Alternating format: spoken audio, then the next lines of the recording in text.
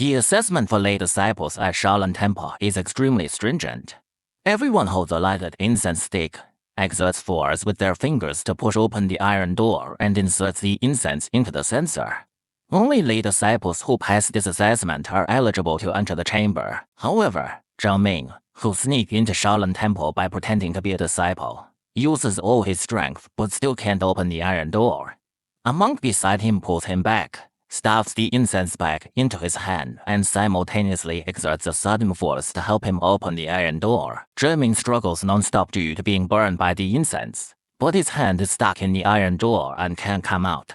The monk has long seen that he is not a Shaolin lay disciple, but finds him interesting and still gives him a helping hand, pushing him to the entrance of the chamber. Next, he only needs to push open this iron door in front of him to enter the chamber. Seeing that all the disciples in front walk in effortlessly, Zhang Ming is full of confidence. As a result, when he punches, not only does the iron door not move at all, but his hands also tremble in pain.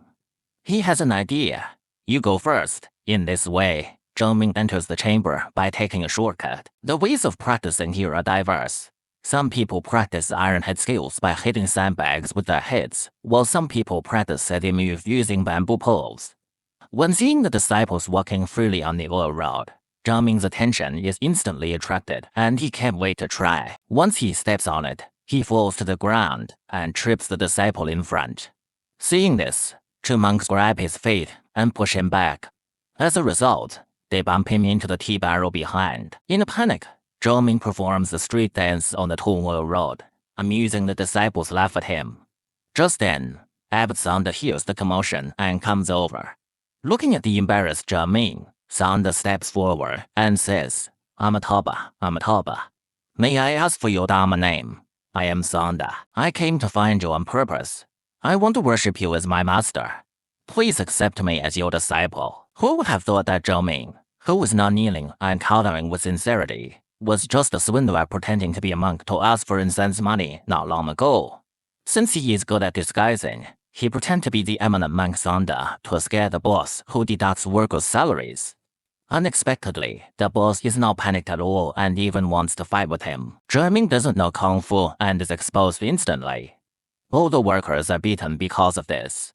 Seeing this situation, Zhang Ming, in a fit of anger, sneaks into Shaolin Temple to pretend to be a lay disciple to learn Kung Fu. He just waits until he has mastered it and then goes back to seek justice. Seeing Zhang Ming being so sincere, Sandi's heart softens immediately. Then how did you enter this chamber? I enter by hitting the iron door with incense. Although Zhang Ming says so, Sanda concedes that he doesn't have this ability. If you want to be a disciple of this chamber, go and wash your head first. Hearing this, Zhang Ming's eyes light up. He thinks that becoming a lay disciple of the 36 chambers of Shaolin is so simple.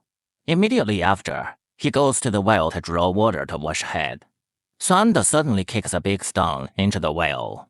Water splashes everywhere. Isn't this water? Sanda said. Zhang Ming obeys without asking why. He picks up a hemp rope, wraps the stone around his waist, and then throws it into the well. But the splashed water is not enough for him to wash his head clean. In order to complete the task as soon as possible, he can only practice. Sure enough, his efforts pay off. After continuous attempts, he finally finds the trick. At this time, he still doesn't know why Sanda wants him to wash his head in this way. This is the way for Shaolin Temple disciples to start their training. They exercise the flexibility through this.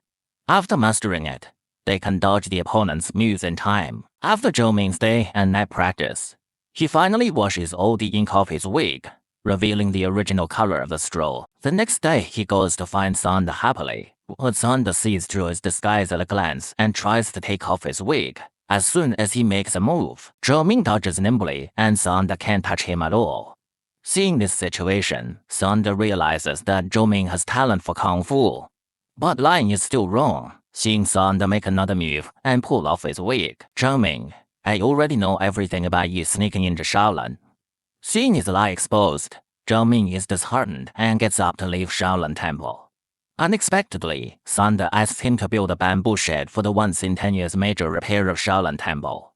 Seeing that he still has a chance, Zhang Ming starts building the shed without hesitation. While working, he secretly watches the disciples in the practice chamber below training.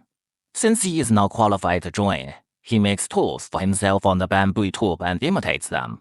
Even if his arm is rubbed with wounds by bamboo strips, he doesn't give up. Seeing the disciples practicing like skills, he ties a bamboo pole to his leg and practices with their moves.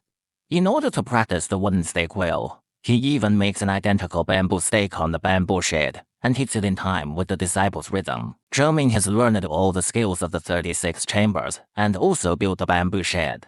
After completion, he immediately calls Sanda to inspect the results. He thought he could get praise, but the result is completely unexpected to him. Why did it take you more than a year to build the bamboo shed? But I didn't slack off. I built it vertically, horizontally. I built it while lying down, crouching, turning around, and also while standing up. Truly, that sometimes I would secretly watch them practice. As he spoke, Zhou Ming showed Sanda the martial arts he had secretly learned. But Sanda is not surprised by this. After carefully looking at the bamboo shed, he orders Zhou to dismantle it all and then leave Shaolin Temple. Zhou Ming thought that he could become Sanda's disciple after building the shed. Unexpectedly, he is still expelled from Shaolin in the end, which makes him extremely angry. At this point, Zhou Ming is no longer polite. You snap your fingers and I jump. No way. After saying that, Zhou Ming simply lies on the bamboo pole. Seeing this, Sanda exerts force and shatters the bamboo pole. Zhou Ming, with his flexible skills, climbs into the chamber and acts shamelessly. I won't go no matter what. I want to be a disciple of the 36 chambers and specialize in learning Kung Fu. Sanda can't bear it anymore and chases into the chamber to teach him a lesson. Unexpectedly, Zhou Ming actually parries all of Sanda's attacks one by one.